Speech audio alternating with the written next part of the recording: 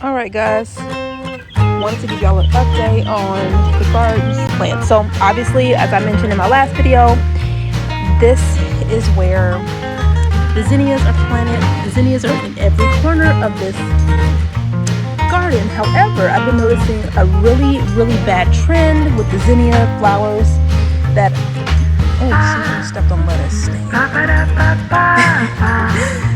So let me just show you up close. This is one of my zinnias that has been the victim of some sort of bug attacking it at the stem.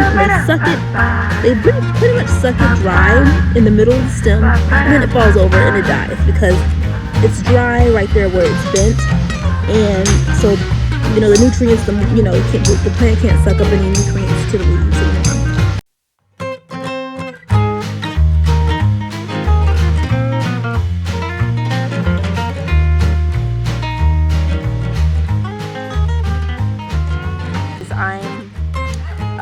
I'm gonna give, I think I found another one. I did find another one.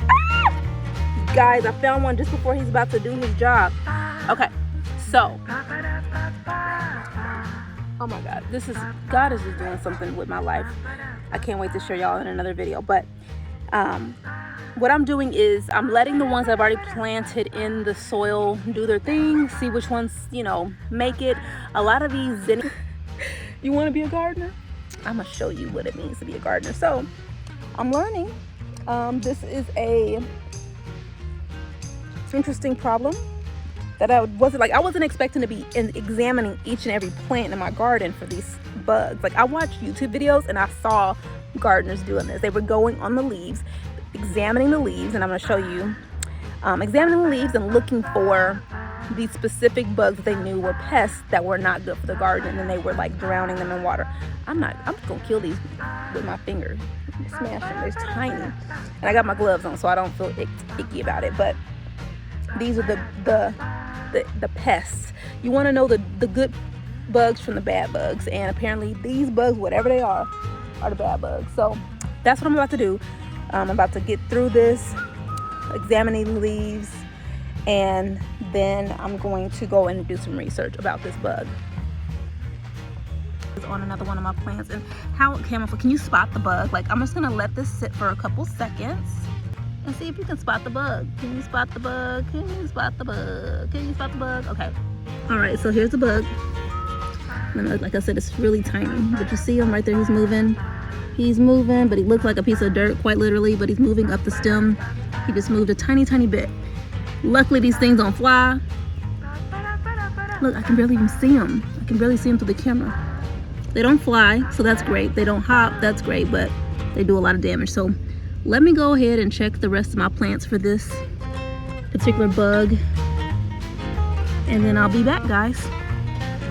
All right, guys, we have successfully looked over every single plant in the garden, and I think I pulled off like 7 of these bugs. And I made some very interesting observations that I want to tell y'all about. They are always very low on the stalk of the plant, or the stem of the plant. I have some larger ones that I didn't really notice they were on there because they're the stem of those plants, the stalk of the plants, are already so thick that the bugs, it's taking a lot longer for the bugs to actually make noticeable damage. But when I got up on the plant, I did notice that there was an indentation and that some succulage had already begun. So I did have to eradicate the bugs on those plants. And I had to fire a spider who was on one of those plants because I figured, you a spider, you're supposed to be catching bugs. Don't be up in my garden, hanging out and being lazy. Like, if you're going to be in my garden, do your job. If you're going to be up in my garden, you need to do your job. So I had to let the spider go. Luckily for him, I did not kill him. I just let him go off the plant so he can go build his little web somewhere else. Whew. Now, after all of that, I want to count this. Oh, I want to let y'all know one more thing. This particular bug, I did not find multiples on a plant. So they were very low on the stem, and it was always only one per plant. Even if multiple plants in a group of plants had those bugs, they never shared the stem. They always got their own stem. So they just about to come through and just take out my plants one by one. They greedy to take out one plant. And the crazy thing is they don't even suck the life out of the entire plant. They just suck a portion of the stem, but they suck it so dry that it causes the plant to die because the juices can't run up to the top. You feel me? And I just think that's just so greedy and wasteful. Like, this is the culprit that has been sucking the life out of my plants from the stem. Look at it. I've never seen a bug like this before, so I'm gonna have to go investigate what this is. But you can look, you can see how this is the stem of my tomato plant and how it's thick up here on the left side, and then right there you see how where he's at is kind of whitish, and then it gets thick again towards the bottom. And this has been happening to a lot of my plants, and this is the little guy that's doing it. This is my first time actually seeing what is actually doing it, so now I know what to look for. So the lighting's really bad because it's really bright out here, but I count, let's see, they're all at the bottom. They done floated to the dang bottom down here, but it's like 3 in that corner. 1, 2, 3, 4, 5. 1, 2, 3, 4, 5, 6, 7. That one's floating on the top. I count a total of 7. So this is dirt. But at the very bottom, that's 1. That's 1. And there's like 4 over here. You can see them. They look like little blowfish. Okay guys, so I'm back. And guess what? I just had the hardest time trying to figure out what this bug was. I actually went to a nursery. My mom gave me the idea to go to a nursery and ask some of the staff there if they had seen that particular bug or were familiar with it. And I brought photos and videos for them. And I kid you not, I spoke with at least, the first guy, then he referred me to someone else, and then that person referred me to another person. At least 4 different people attempting to help me discover what this bug was. None of them has seen it. One guy actually said he thinks, it's highly possible that it could be an invasive species from a foreign country. He was basically saying this is exactly why you don't allow, foreign shipping, because like a lot of times when you bring in produce from foreign countries that hasn't been properly checked,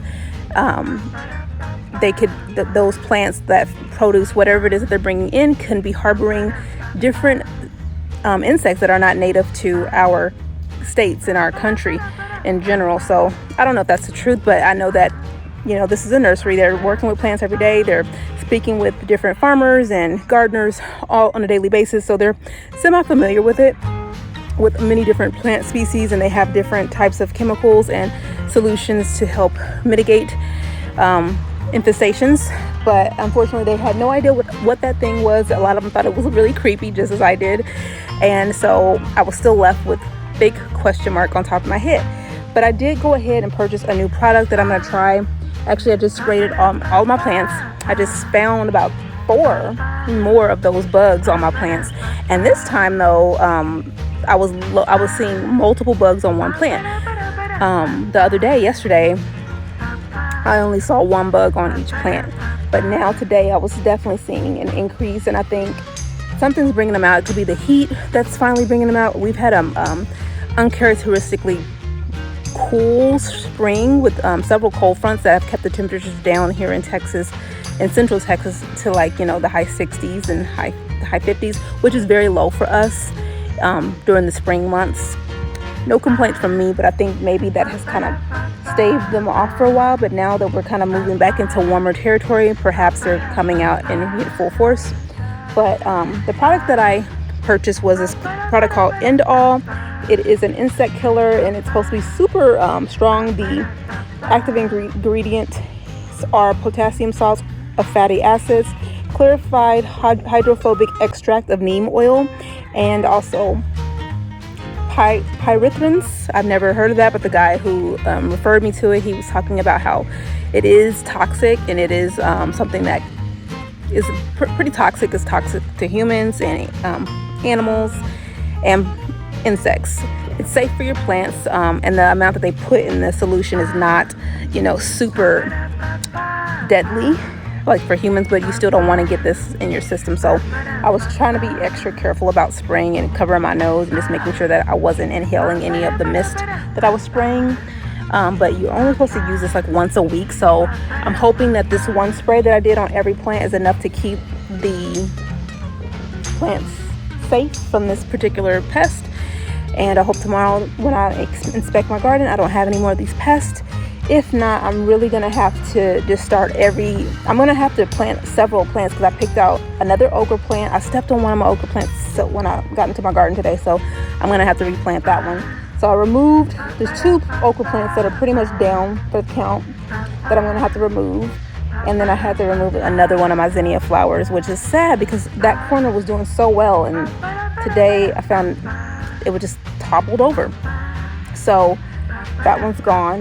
But let's see, I have already started replanting the okra plants. And one of my second string bean plant is not doing so hot, but I already have some more of those seeds germinating right now, so hopefully that they will produce pretty soon, or start, I don't know what it's called.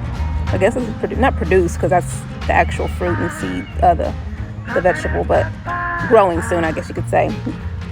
But yeah, that's what I'm doing. I'll let you guys know how things look tomorrow after my first spraying with this Indol stuff. If y'all have ever used it, please drop a comment in below and let me know if you've used it and how it works for you.